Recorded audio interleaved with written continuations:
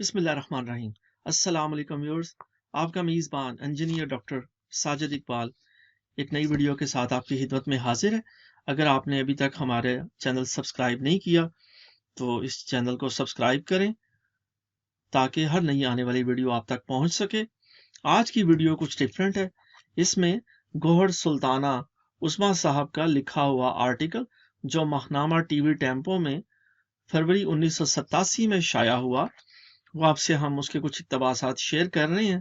اور یہ پاکستان کے مشہور کمپیئر اور ہمارا ہر دل عزیز ٹی وی اینکر اور تارک عزیز شو نیلام گھر اور بزم تارک عزیز کے روح رواں تارک عزیز صاحب کے بارے میں ہے۔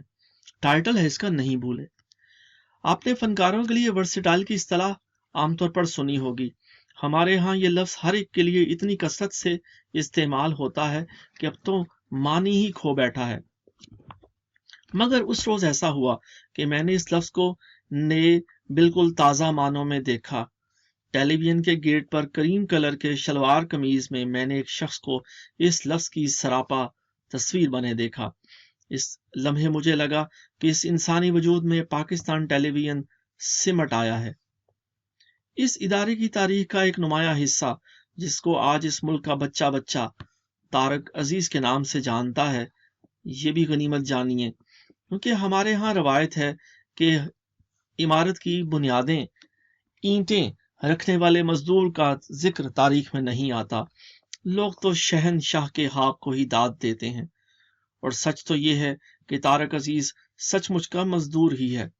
یقین نہ آئے تو ذرا میرے ساتھ تارک عزیز کی نہ بھولنے والی یادوں کی پگڈنڈیوں پر چل کر دیکھ لیجئے۔ یہ یاد رہے کہ ماضی کی ان راہ گزاروں میں بڑے کانٹے ہیں جن کی چبھن آج بھی تارک عزیز کے دل کے گوشوں کو زخمی کر دیتی ہے۔ وہیں گلے لالا کی خوشبو بھی ملتی ہے، اگرچہ ان کی کشیدگی ہونے دل سے کی گئی ہے۔ سچ ہی تو ہے، اس طرح کی نیک نامیاں، شہرتیں، عزتیں ایک دو روز میں نہیں بلکہ برسوں کی ریاضت اور عبادت سے ملتی ہیں اور پھر کسی کے مٹائے نہیں مٹتی۔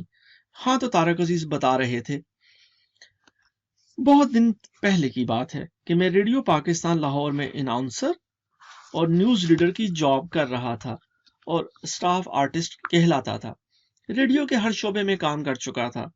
آج کل تو مجھے ریڈیو کے ماحول کا نہیں پتا، لیکن اس وقت یہ تھا کہ سب سے پہلے تو ریڈیو والے آرٹسٹ کی عزت نفس ختم کرتے تھے اور اسے کمپلیکس کا شکار بنا دیتے تھے، اور ہر وقت یہ باور کراتے رہتے تھے کہ یہ جو 5 روپے روز کا تمہیں کام مل رہا ہے یہ تمہارا حق نہیں، ہم تمہاری 7-8 پشتوں پر احسان کر کے تمہیں اناؤنسمنٹ دے رہے ہیں یا ڈرامے میں بک کر رہے ہیں۔ چنانچہ بیچارہ آرٹسٹ چپڑاسی سے لے کر سیکرٹری، کلرک، جونیئر پروڈیوسر اور پروڈیوسر تک سب کو افسر اعلیٰ سمجھتا تھا۔ میں تو خیر بہت جونیئر تھا، لیکن سینئر آرٹسٹوں کے بارے میں بھی ان پروڈیوسرز کا رویہ حد تک آمیز اور تکلیف دہ ہوتا تھا۔ ایک شام مجھے یاسمین طاہر نے بتایا کہ ٹیلی ویژن والے اناؤنسرز اور نیوز ریڈرز کے لیے درخواستیں مانگ رہے ہیں۔ ان دنوں ٹی وی کا شور اٹھا ہوا تھا، آرٹس کونسل میں کیمپ لگا تھا، سارا دن اسلم اظہر، فضل کمال، زکا دورانی اور نثار حسین بلیک کافی پیتے رہتے اور انگریزی بولتے رہتے تھے۔ مجھے اپنے بارے میں قطعی امید نہیں تھی کہ میں ٹی وی میں منتخب ہو جاؤں گا۔ ان دنوں کا ایک اہم واقعہ جسے میں نہیں بھول سکتا میرے ٹی وی میں جانے کا محرک بنا۔ میں اور میرا ایک دوست مہدی حسن جو آج کل پنجاب یونیورسٹی میں پڑھا رہا ہے، دونوں لاء کالج کے ہاسٹل کے ایک کمرے میں اکٹھے رہتے تھے۔ دراصل ہم بھاٹی دروازے میں ایک چھوٹے سے کمرے میں رہتے تھے۔ ادھر گرمی بہت تھی، لہذا چھٹیوں کے دنوں میں جب لاء کالج کا ہاسٹل خالی ہوا تو ہم دونوں چھٹیوں تک یہاں آتے تھے۔ انہی دنوں مجھے ٹی وی پر اناؤنسمنٹ کے لیے انٹرویو کا پروانہ ملا۔ وہ سارا دن میرا ایکسائٹمنٹ میں گزرا۔ اس زمانے میں ہماری عادت تھی کہ ہم رات 8-9 بجے لان میں اپنا بستر لگانے کے بعد لوہاری اور پرانی انارکلی کی طرف نکل جاتے تھے، چائے پیتے پھرتے پھراتے اور 12 بجے یا 1 بجے تھک ہار کر آ کے سو جاتے۔ جس صبح میرا انٹرویو تھا، مہدی حسن کی उस रात नाइट ड्यूटी थी।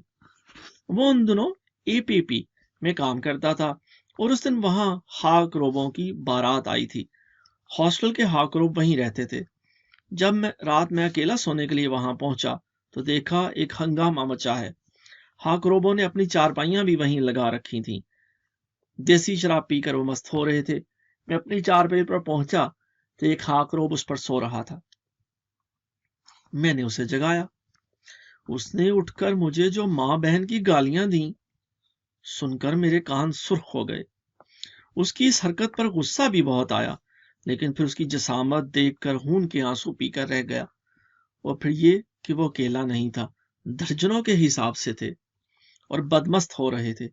चुनाचे बाहर आकर बैठ गया और सोचने लगा ये जिल्लत भी होनी थी, कब मेरे दिन बदलेंगे। बैठा रहा और कुड़ता रहा। सुबह 4 बजे के करीब मेहदी अपनी ड्यूटी से वापस आया तो बोला, यहाँ क्यों बैठे हो? मैंने कहा, कुछ मत पूछो हाजा। उसे मैंने सारी कहानी सुनाई। बहरहाल अब हम 2 हो गए हैं। एक आदमी उसके बिस्तर पर भी सो रहा था। उसने भी उसे जाकर जगाया और इसी तरह गालियां सुनी। हम दोनों ने पकड़कर उसकी चारपाई उलट दी। वो चीखने लगा, मैं चाकू मार दियांगा, आग ला दियांगा। फिर हमने इसी तरह दूसरी चारपाई भी उलट दी। अब सोना क्या था और लहारी में जाकर चाय पीने लगे। हम दोनों बहुत उदास थे। उम्रें इतनी मेच्योर नहीं थी। हम सोचने लगे अब तो जिल्लत की इंतहा हो गई है। इस शहर लाहौर में आज ये भी हो गया है। अचानक मेरे मुंह से निकला, हाजा अब मेरी जिंदगी बदल जाएगी, इसलिए कि हर चीज का एक क्लाइमेक्स होता है। इस शहर में मैंने फाके भी किए, बेकारी भी काटी, 10-10 मील पैदल भी चला काम की तलाश में। धूप, थकन, मामूली कपड़े, ये सब कुछ बर्दाश्त किया, लेकिन किसी ने कभी इतना जलील नहीं किया था। इसका मतलब है मेरी जिंदगी बदल जाएगी। क्लाइमेक्स बन गया है। सुबह मेरी ड्यूटी थी। मैंने मॉर्निंग ट्रांसमिशन की।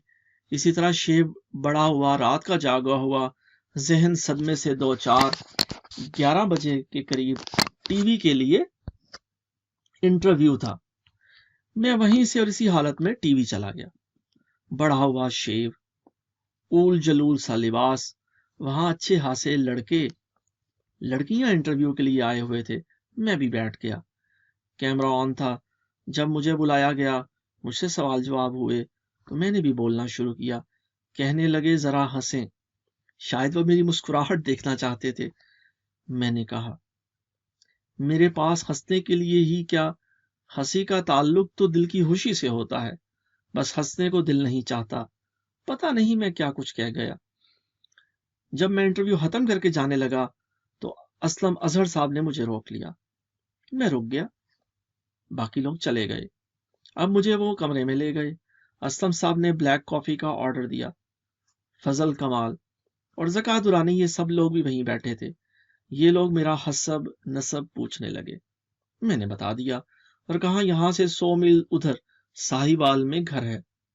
घर से रोटी तो मिल सकती है, लेकिन मैं तो दुनिया से अपनी कीमत लेने आया था और दुनिया ने मेरी कीमत 150 रुपया महीना दी है। काम मैं बेपनाह करता हूँ। नशरियात का कोई शोबा नहीं जिसमें मैंने काम ना किया हो।